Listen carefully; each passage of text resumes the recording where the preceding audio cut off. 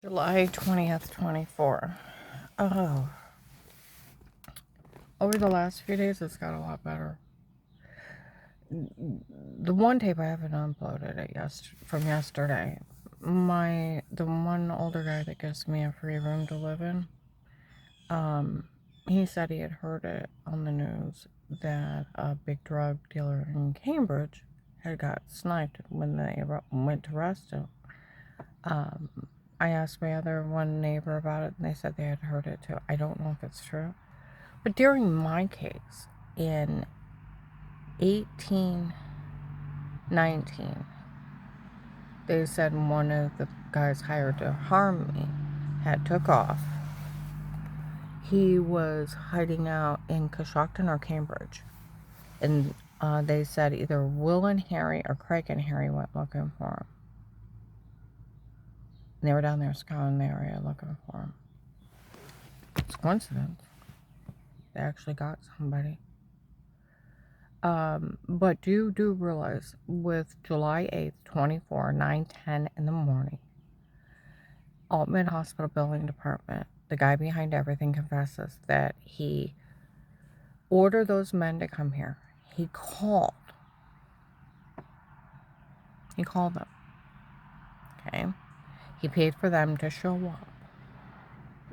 He paid for them to do everything to me. He paid for all those people to do everything to me, and he pays for people to fall and harass me. Then he goes into about Dave, and then he's trying to say, oh, I made sure she couldn't carry a gun. I can carry a gun. Nobody cares if I carry a gun. Oh, when she finds out what's going on, she won't go around shooting people. The police were never afraid for me to shoot anyone. Like they said, you don't keep a clip in a gun because you don't have it in you to shoot someone. Karen doesn't have it in her to hurt anyone. But what did you confess to? You called the cartel to come here. You're a big enough drug dealer to order it and to call him. That's the Pete Dave hired on his own. Find out who he is. You don't even need him. Don't even need him. Find out who he is, take his confession to a judge, and you need a court order for his phone records. And guess what? You just gave up the cartel's numbers. You're messing with the FBI, the sheriffs, and the marshals. You're messing with the government. And you say you have a number to the drug cartel that you called and you paid for all this. You're totally responsible. Some guy pulled up next to me the other day and said, that old man confessing that he paid, he called. They said he's telling people he'd rather die than let her have a dime.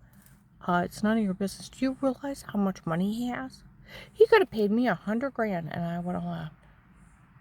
There is never no need to harm anybody. And then to harm somebody that you've never talked to, never met, and you're willing to have the drug, beat, rape, sextortion act of photoshopping and washing, which they later on made fun of FBI agent John June 7th, 23, that he fell for it, confessed it was Photoshop March 1st to 3rd of 21, and that everything was drugged and photoshopped from 18 and 19. They photoshopped all the lies, made everything up on me. The police always knew. There's a drug cartel running a drug scam. That's who was in my home before, and it's documented by the police. I was framed by the drug cartel.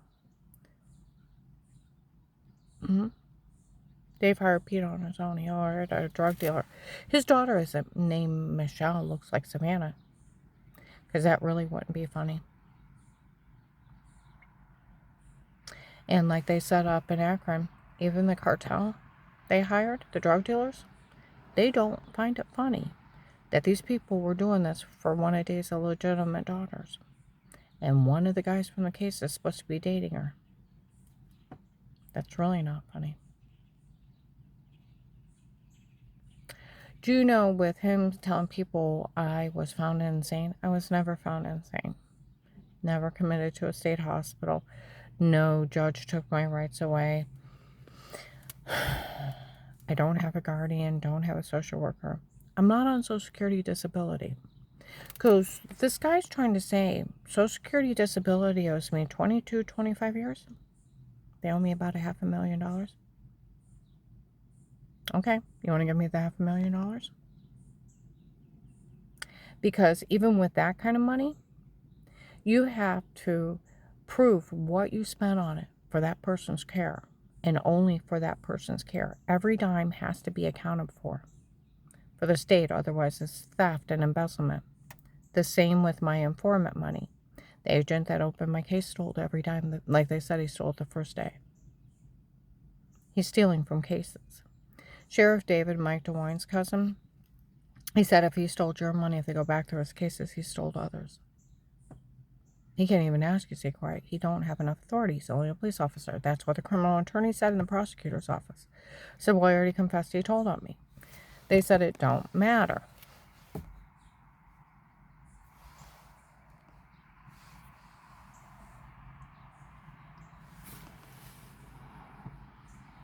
You can tell whoever you want, and he can't say a word.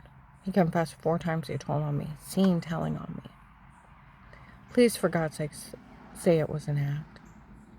Because if he's that dirty a cop, he needs arrested.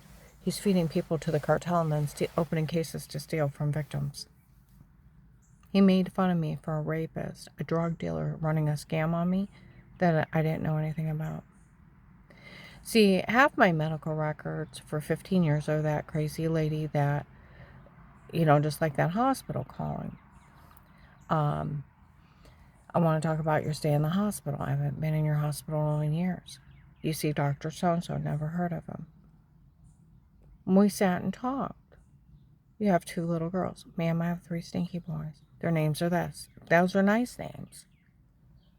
But I have a John, Josh, and Dan. This lady I told you has been using my insurance for 15 years, running up all kinds of bills, staying in the hospital, seeing doctors I've never even heard of. And we've been reporting insurance fraud. Is your insurance this? Yes. Well, you're now responsible for the bill. Her job was to call the cops, not trying to pass the buck. But that's how they did it back then. They didn't care as long as they got their money. Attach Dave's wages. Turn us into collection departments. And she ripped us off tens of thousands of dollars worth of bills. Now, during the case, they talked about a poor family, even Blaylocks, that it wasn't right, that I had big diamonds, I had everything, and that poor family had nothing. Those women are in their grown-ass 30s. Their mother stole tens of thousands of dollars through identity fraud and insurance fraud. And now those girls are here trying to rip me off too, and they're in their 30s.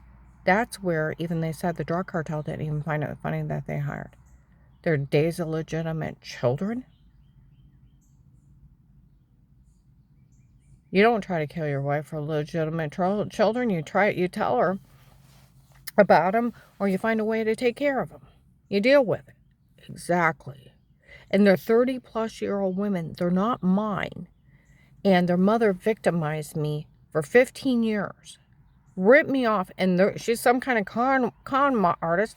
And now she's raised little con artists herself that are in their 30s, grown-ass women. Like they said, it's not funny what Michelle and Lauren have people do to her.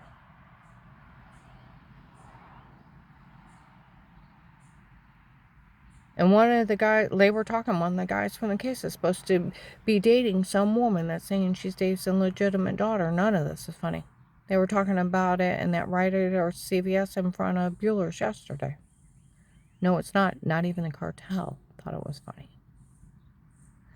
Oh, and by the way, you're messing with the FBI, the marshals, the sheriffs. With Pete's confession, they can pull Pete's records. Phone records, and get that cartel number. They don't need him. They're messing with the government.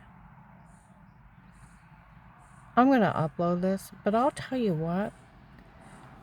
Those doctors that falsely diagnosed me made me sick and almost killed me. And like people said last year, you listen to her, it's no doubt it was medical malpractice. What doctor would try to back that? None of my doctors could talk to him. Just like you have client attorney privileges, you can tell an attorney you did this horrible crime and they can never testify against you. Why? Because you go to jail. None of your doctors can even testify against you in court. They have a sworn oath that shuts their mouth. They can't even acknowledge they've seen you. Where they said that they had a guy impersonate a doctor, they had to have.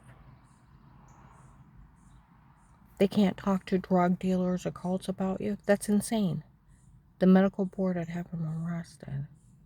And those doctors were lying so bad, I had one tell me I had MS, lupus, epilepsy. They were just lying, ripping me off. Get it? Oh, we have different ways of numbing your brain for getting out of pain. They had different ways of killing people.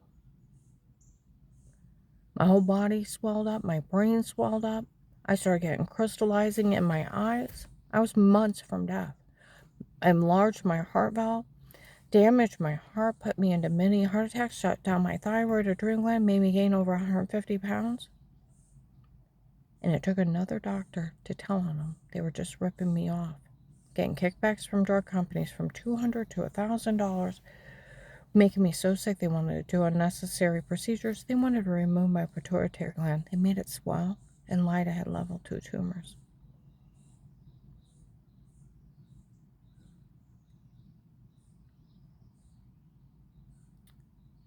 They lied on everything. The only thing that was wrong with me was my muscles locked up.